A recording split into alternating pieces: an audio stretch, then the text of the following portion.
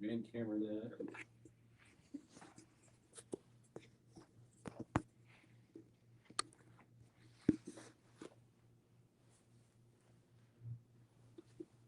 You guys ready? Okay. Well, hi, everyone. I am Congressman Mark Alford from the 4th District of the great state of Missouri. Thank you for joining us today. We have some exciting news to tell you about. This is a historic day, not just for the state of Missouri, but for Whiteman Air Force Base as well, the 442nd Fighter Wing, and really communities all over Missouri's 4th Congressional District. After years and years of hard work, persistence, and determination, our office has secured a major victory. The Department of Air Force has just approved the first major step in bringing the F-15E Strike Eagle mission to Whiteman Air Force Base.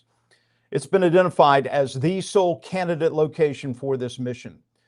And as I said, this is an historic moment for our community. Long before I got to Congress, future constituents, friends, families, neighbors all stress the importance of this critical wing that's been in existence since 1943. So when I did get to Congress, I made a commitment, a priority to fight for the future of 442nd Fighter Wing. I visited them in person when I got into office and heard directly from the airmen, veterans, families, and community leaders who were worried about what came next after the A-10 mission. They told me clearly this was about more than an aircraft. This was about protecting a mission, protecting jobs, supporting families, and preserving Whiteman's role in defending our great nation. You know, I carried those voices with me to Washington, and for 3.5 years, we fought hard to make sure the Air Force understood what Whiteman brings to our country. I want to thank Governor Mike Kehoe, our senators, local leaders, community advocates, and really everyone involved in this fight. This was a team effort.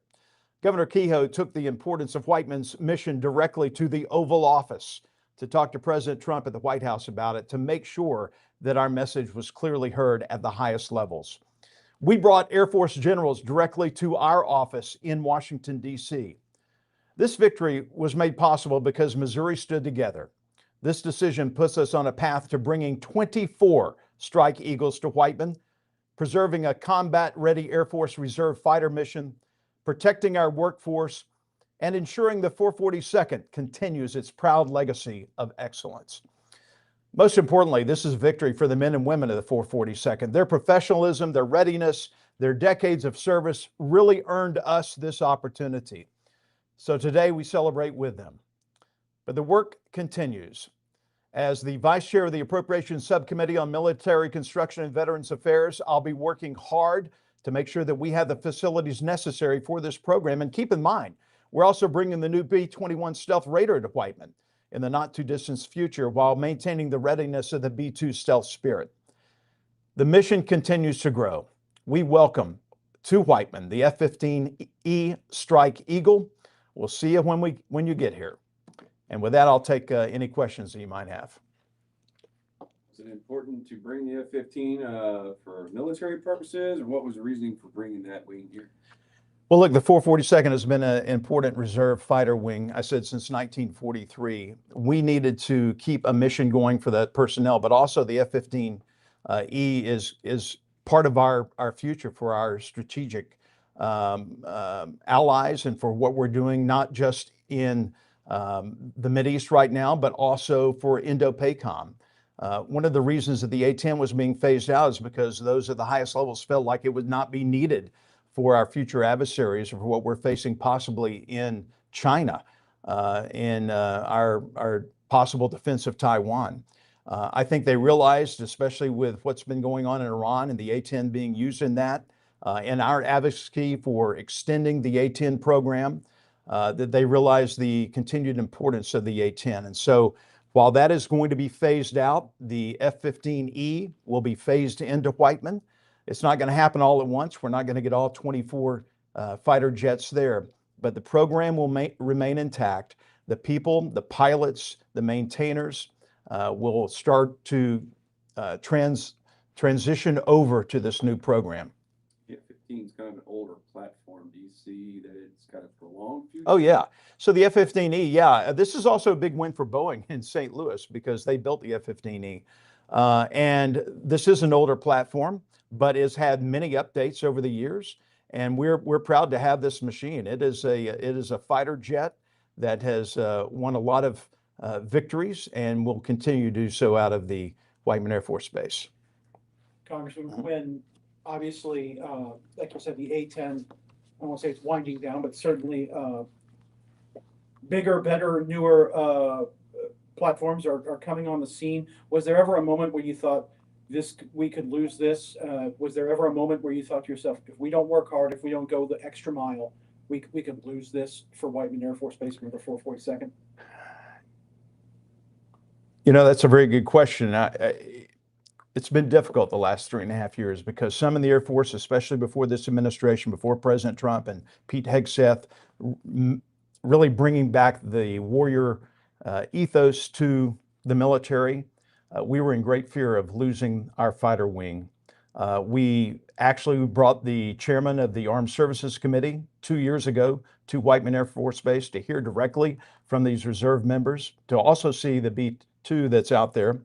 But I think everyone started to realize that we've got to maintain our fighter forces here at this important base. This is too important of a base not to have a fighter wing. And so there was talk at one time about transitioning some of these pilots and maintainers over to the new B-21 program. And some of that could still happen. I'm not sure exactly the details on that, but I do know that we are going to get a fighter wing for the fighter pilots and the fighter maintainers. And that's an important step in keeping Whiteman relevant and hoping that it stays around for a long time. I don't want to belabor the point. I know you've mentioned this, but just how gratifying is it for you personally, and just for all the folks, not only in your office, but for the whole congressional delegation, to be able to, with you leading the way, just sort of make sure that all of this stays in place? How gratifying is this? I could never say I did this on my own. This was a team effort. Governor Kehoe, Eric Schmidt, our senator, myself, it was a full court press on the Air Force. And we got generals at the highest level involved in my office to make sure that they understood that we needed this. We had to have it at Whiteman Air Force Base. It is very satisfying to me. As you know, in Congress, we don't get a lot of wins. We've gotten several bills passed. It goes to the Senate, and it tends to die there. But this is something that will not die. It is going to live on for the community at Whiteman Air Force Base, for the pilots and the maintainers who actually live here in the Kansas City area. I even have some in my neighborhood. This was very personal to me. I took this very personal because I heard their stories firsthand. I met with them at lunches. I met with advocates and stakeholders who understood the importance of the 442nd. And to tell you the truth, before I got into office, I knew what the B-2 was. I didn't know about the 442nd. And I went out there and learned as much as I could, repeatedly going out there, understanding their mission, understanding their dedication and their love for what they do. And that really hit home to me. I wanted to help them, but I also wanted to help our nation. And this is certainly going to do that. You mentioned also a B-1 bomber. A B-2 stealth bomber. Right, that's what's there currently. Yes, we're building a B-21 stealth raider out in Palmdale, California, that will eventually replace the B-2. And we also fought hard to make sure that ended up at Whiteman Air Force Base. There'll be 3 bed-down locations for the B-21. Ellsworth Air Force Base being number 1. We'll get the second wave of those, and then Dyess Air Force Base in Texas. And they'll rotate those. I've been out to Palmdale 2 times now, checking in on the construction of the B-21. It is a marvelous platform. We just had a meeting in Washington with generals and colonels involved in the program 2 weeks ago. The Appropriations Committee and Congress has authorized 100 of these to be built, and we are now looking at upping that to 147, possibly 152 units. Originally in the 1980s, we were going to build over 100 B-2 stealth bombers. And once the Berlin Wall fell and the Soviet Union was no more, we kind of let our foot off the gas pedal, thinking that we didn't need these B-2 stealth bombers as badly as we did when we were going up in the Russians. I think that was short-sighted, because had we had 100 B-2s right now, I don't think we would be facing some of the adversaries that we are now. The B-21 is going to be a marvelous platform. I can't get into great details. Much of it is classified, but it is going to be a great deterrent against communist China. Do you have a timeline of maybe when that plane complete? Yeah, so I can't get into the exact number that's already complete, but they have done several test flights on the one that has been completed. And the production line is going smoothly, let's put it that way. This is not going to happen overnight. As I said, Ellsworth Air Force Base in the Dakotas will get the first round of those for the bed down, and then we'll get the second round. We still have a lot of work to do at Whiteman. This is the exciting part for me about being on the Appropriations Committee, and especially the Vice Chair of the Military Construction VA, because I get to advocate now. I've already been out to Whiteman talking to the colonel out there and some others in the Air Force. What do we need to build at Whiteman to get ready? We have hangars out there for the B-2, but they're not going to be the same hangars that we need for the B-21. We're also going to have hangars for the 24 F-15Es that are coming. Right now, the A-10s are, if you've seen it out there, they're housed under a kind of a shed-looking thing, an apron that keeps the sun off them. But those are going to have to be upgraded some form or fashion.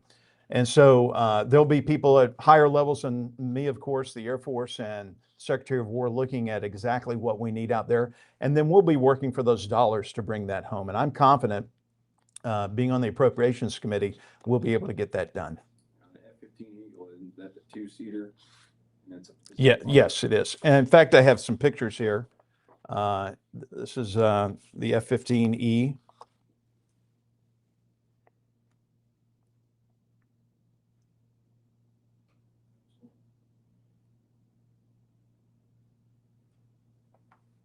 And this particular, not the F-15E itself, but the F-15 has seen combat missions, I believe, since the first Gulf War. Is that Yes, correct? That's my understanding. And you know, this is, I think, a great testament to Boeing as well, who made the F-15E and is now making the F-47. We were lucky enough to be out there several months ago. The Department of War was out there. Pete Hegseth, the Secretary of War, was there as Boeing announced it was moving its defense operations to St. Louis and getting out of Washington, D.C.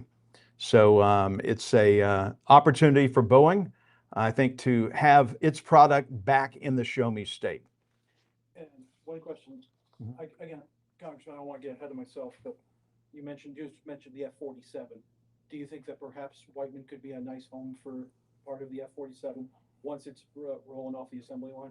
I don't know what the plans are for that. I know the F-47 has a lot more capabilities than the F-15E does, certainly.